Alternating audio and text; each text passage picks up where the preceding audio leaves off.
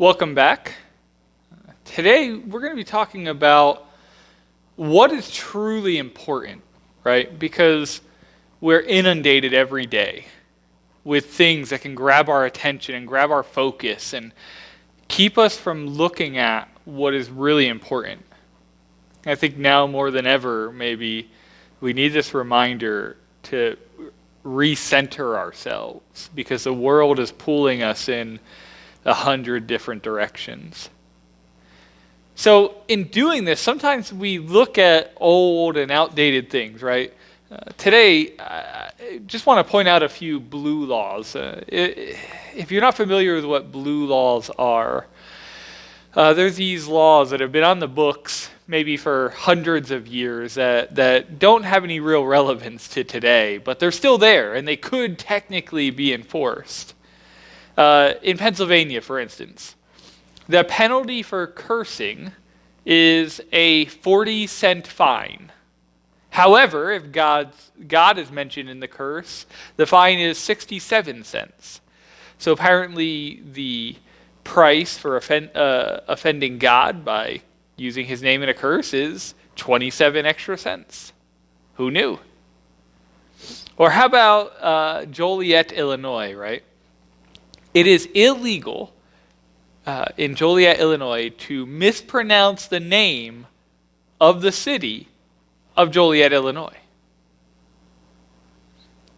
In Utah, the law requires that daylight be seen between two dancing partners. So they are taking that whole leaving room for the Holy Spirit thing to a whole new level. In San Francisco, you are not permitted to carry a basket suspended from a pole. Apparently they had a problem with people carrying bindles. I don't know.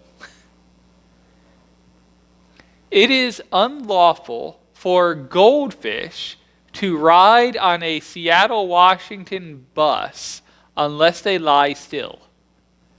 So if you're taking your pet goldfish out for a walk in Seattle, make sure it lies still on the bus. Michigan law once required an annual census of bees every wintertime. In Natchez, Mississippi, it is against the law for elephants to drink beer. Apparently the elephants back down in Natchez, Mississippi, they've got a bit of a drinking problem. An old Hollywood, California ordinance forbids driving more than 2,000 sheep down Hollywood Boulevard at any one time. In Muncie, Indiana, you cannot bring fishing tackle into a cemetery. I guess they had a lot of streams and creeks running through their cemeteries, and they didn't want people fishing there. I don't know. The California Penal Code prohibits the shooting of any animal except a whale from an automobile. So you can't shoot a deer, a rabbit, a squirrel from inside of your car. But if you're driving along the coast and you see a whale right down in the water, shoot away. In Kansas City, Missouri, children are prohibited by law from buying cap pistols. However, remember old cap guns? Bang, bang. Pew. However, the law does not restrict them from buying shotguns. So if you're from Kansas City, Missouri, I probably should have given you a little warning. Don't have your kids listening into this video. A Minnesota law requires that men's and women's underwear not be hung on the same clothesline at the same time. And going back to our good friends in Joliet, Illinois, women in Joliet, Illinois are not allowed to try on more than 6 dresses in one store. Now, maybe you're a guy like me, And 6 dresses is really the minimum that my wife tries on in any store. So we're not going to be moving to Joliet anytime soon. These things are funny, and it is funny to kind of look back at some of the silly things that we made laws in this country in the past, and maybe even some of the silly things that are laws now. But one of the big aspects of this is, when we read these things, is realizing what is truly important. Is it truly important that goldfish lie still on buses in Seattle, Washington? I don't think any of us agree with that sentiment. But we're often caught and fraught with perils of things taking our focus off of what truly matters.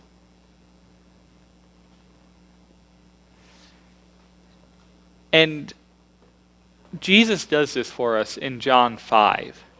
He shows us what really makes a difference, what really will matter in the long run. So John chapter 5, verses 1 through 5, says this: Sometime later, Jesus went up to Jerusalem for one of the Jewish festivals. Now there is in Jerusalem near the sheep gate a pool, which in Aramaic is called Bethesda, and which is surrounded by 5 covered colonnades. Here a great number of disabled people used to lie: the blind, the lame, the paralyzed. One who was there had been an invalid for 38 years. And when Jesus saw him lying there and learned that he had been in this condition for a long time, he asked him, "Do you want to get well?" So 3 observations we take from this, right? The first is this: Jesus has gone to Jerusalem, and as he's coming into the city, seeks out the infirm at this pool at Bethesda. Okay? It can't be understated or overstated. I guess it can be understated. It can't be overstated how important it is to focus on what Jesus did, not just what he said. You see, he's intentional here. He's seeking out these people. And so when he goes there, the second observation, he sees a great crowd of people there, all of them, or at least most of them, with some type of infirmity, some kind of sickness, malady, being blind, lame, crippled. And Jesus has great compassion. Look what it says in verse 5 and 6. One who was there had been an invalid for 38 years. Here's a man who was unable for 38 years. And we don't know if he's 38 and he's been this way from birth. At this point, but what we do know at this point, right, is that for at least 38 years, he's been in this condition, unable to walk. And every day he would go and sit by this pool and wait for the waters to be stirred up so that he might have the chance of going down into them and being healed. And not only there, right? And we'll get to that in a second, but there are so many others. And we could easily say, well, why didn't Jesus just heal them all? Because it wasn't his mission to heal all of our physical infirmities. His mission on earth is to heal our spiritual infirmity. And we'll get to that in a minute as well. But the third is, look at this. Jesus took the time to get to know that the invalid here had been in this condition for a long time. Look what it says, right? One who had been there had been an invalid for 38 years. And when Jesus saw him lying there and learned that he had been in this condition for a long time, he asked him, "Do you want to get well?" He learned it. This wasn't something that it appears that he went into already possessing this knowledge. He learns. He asks, "Hey, who is this guy? What's his story?" And Jesus cares enough to get to know this man and what's going on and what his past is. Now, the focus is, what kind of person is he? What kind of person is Jesus? Well, 6 through 9, let's go back to 6 again, right? When Jesus saw him lying there and learned that he had been in this condition for a long time, he asked him, "Do you want to get well?" "Sir," the invalid replied, "I have no one to help me into the pool when the water is stirred. While I'm trying to get in, someone else goes down ahead of me." And then Jesus said to him, "Get up, pick up your mat, and walk." At once the man was cured. He picked up his mat and walked. And the day on which this took place was a Sabbath. So first, right, and we spoke about this a little bit, and so I'll just review a little bit, right? It focuses on three things. The first thing is his knowledge. Okay, Jesus got to know what this man's story was. And let me tell you something. He knows your situation. He knows my situation. He is intimately involved in our lives, even if we don't see him with our eyes. And so his desire is that we would know that he knows what we're going through. Now, why? Because of his great compassion. He doesn't just learn what happened with this guy, right? He doesn't just see this guy and say, "Well, it's great that I now know his story." But he's moved to compassion, to going up to the man and asking him, "Do you want to get well?"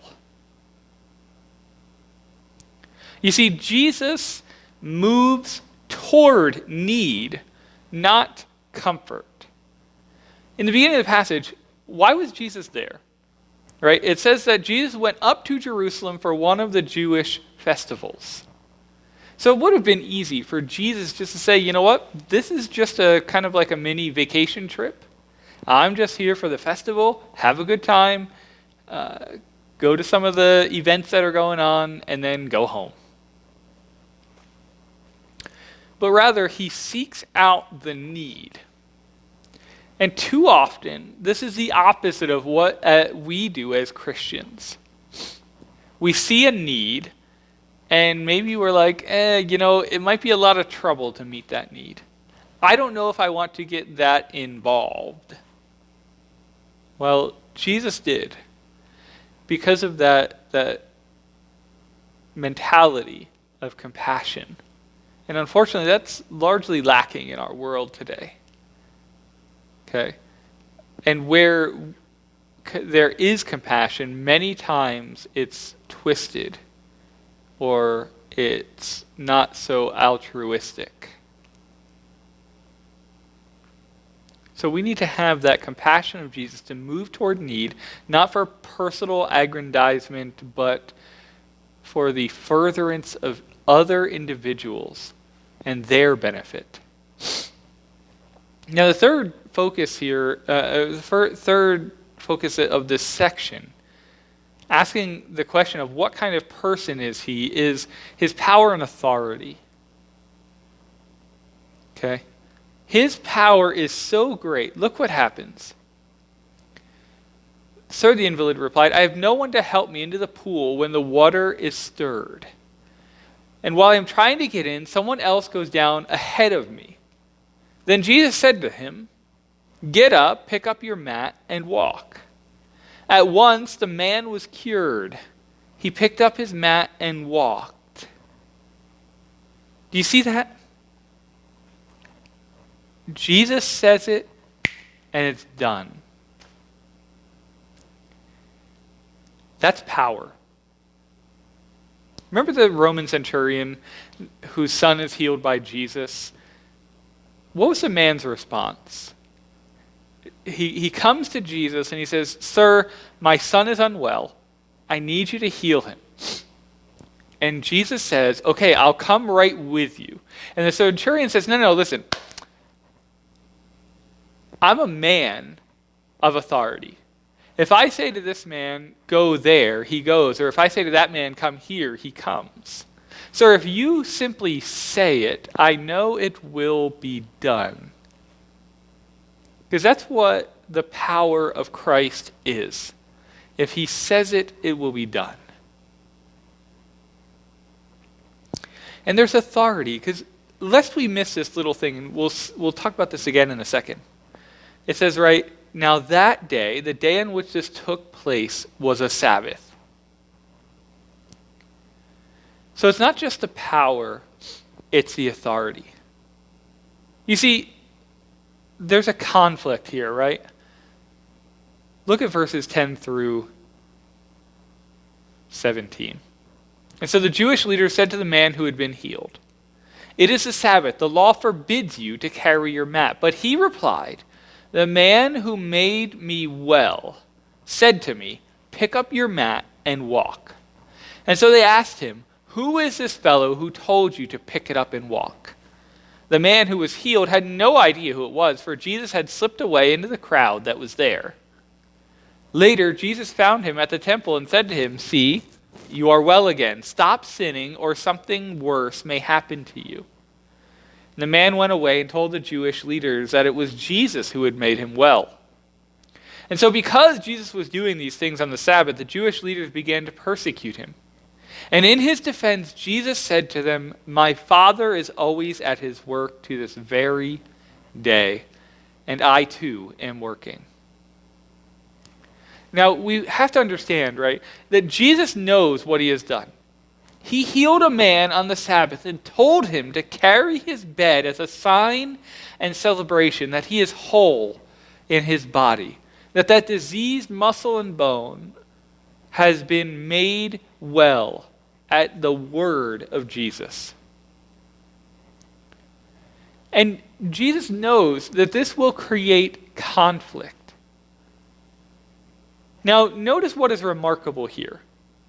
Jesus healed and disappeared before the man could find out who he was. This man didn't even know who healed him. Just a random guy walked up and said, get up, pick up your mat, and walk. And he does it. And this guy doesn't know who this person is that has healed him. Now, does this mean that Jesus had no intention of dealing with this man's soul?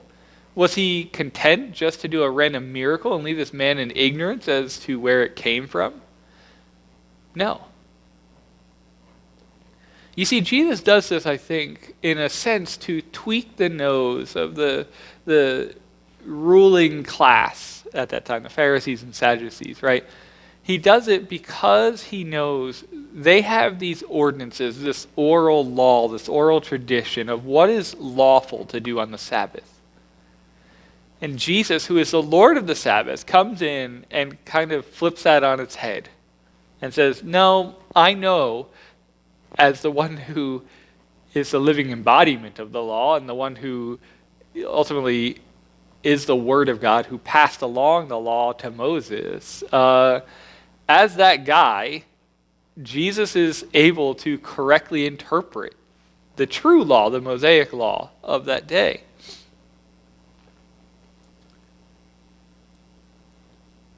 You see, this is what authority is. When the one who has written the law clarifies the law for us. So did Jesus just want to leave this guy in the dark? This man who had knowledge and had compassion and who had all this power and authority, was he content with just leaving this guy in the dark? No. We know this because in verse 14, it's Jesus who goes back to find the man. It's not the man who goes to find Jesus. And he says to him what? "See, you are well. Sin no more, that nothing worse may happen to you." Jesus had no intention of walking away from this man and leaving him with nothing more than a healed body. You see, because Jesus' mission here was hope and faith. And real hope and real faith. Not hope like, boy, I hope I win the lottery. I bought my Powerball or Mega Millions or whatever lottery you might play. Oh boy, I hope I win it. No. It's real hope. It is the assurance of things unseen, as the book of Hebrews says. And it's real faith. And these things are what is truly important in our lives. You see, our world, no matter how hard we strive, will always be a place where justice will be perverted, where man will continually let us down. And that's not to say we ought not fight for justice. We ought not fight for peace. We ought not fight for love and unity. We should, with every ounce of our being, that we might leave the world better when we're gone than when we first came. But real hope and real faith are what is truly important in our lives. That is what Jesus gives this man, hope. Right? And he adjures him to have faith, lest something worse than invalidity happen to him. I mean, you might say, well, isn't that kind of sounds like Jesus is threatening this guy, right? But he's not. What he's saying is, listen, if you don't leave your life of sin,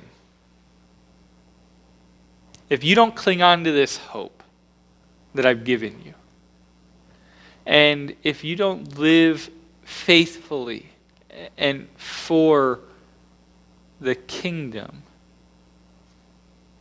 something worse will happen to you. It doesn't mean that it's in this life, but something worse in the next life. Right? Because we all will live after we die. The only question is, where will we live? We can talk all we want about what we want to see in this life, but we can't forget that this life is but a flicker. We're but grass in a field that withers. And so while we ought to fight to make this world a better place, as Jesus says himself, what profited a man to gain the whole world and yet lose his soul? In our fight for what's right, let's not forget what our soul really needs. Well, listen, if you've enjoyed this message, we're glad to bring it to you. You can hit the subscribe button on YouTube. You can give it a like on Facebook or on YouTube. Leave us a comment. Let us know how this affected you. We'd love to share in the way that the Lord is working with you in your life. And just know that you're more than welcome to send us a message if you're going through a tough time and you need someone to talk to. You need some prayer. You're not alone. We'll do what we can to help. Thank you. Have a great day. God bless.